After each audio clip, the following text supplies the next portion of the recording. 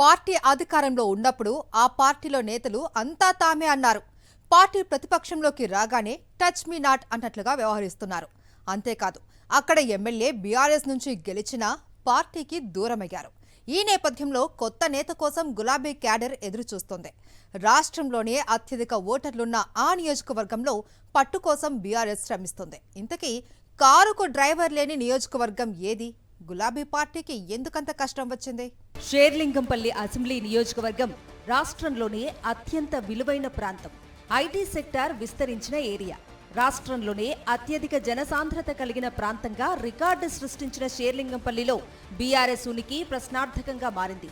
ఇక్కడి నుంచి ఎమ్మెల్యేగా గెలిచిన అరికపూడి గాంధీ కాంగ్రెస్ పార్టీలో చేరారు. అసెంబ్లీలో పీఏసీ చైర్మన్ పోస్టు దక్కించుకున్నారు. బీఆర్ఎస్ పార్టీలోనే ఉన్నానని, బీఆర్ఎస్ పార్టీ నుంచే తనకు పీఏసీ చైర్మన్ పోస్టు దక్కిందని అరికపూడి గాంధీ చెబుతున్నారు. కానీ వాస్తవాలు మాట్లాడుకోవాలంటే బీఆర్ఎస్ పార్టీకి షేర్లింగంపల్లి ఎమ్మెల్యే అరికపూడి గాంధీ ఎప్పుడో దూరమయ్యారు.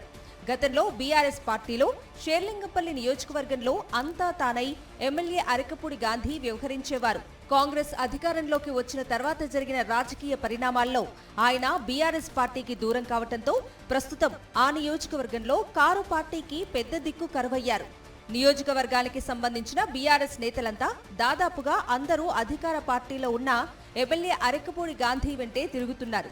ఉమ్మడి వరంగల్ జిల్లాలో నిర్వహిస్తున్న బీఆర్ఎస్ రజతోత్సవ సభకి బీఆర్ఎస్ అన్ని నియోజకవర్గాల్లో సన్నాహాలు చేసుకుంటోంది.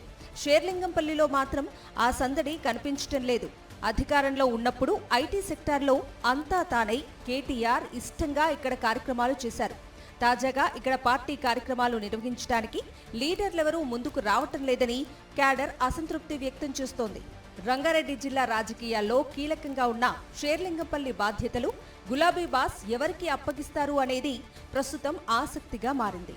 స్థానిక నేతలకే ఈ అసెంబ్లీ నియోజకవర్గ పార్టీ బాధ్యతలు అప్పగిస్తారా, లేక స్థానికేతరులకు కారు తాళాలు అప్పగిస్తారా అనే ప్రశ్నపై కారు పార్టీలో చర్చలు జోరుగా జరుగుతున్నట్లు సమాచారం.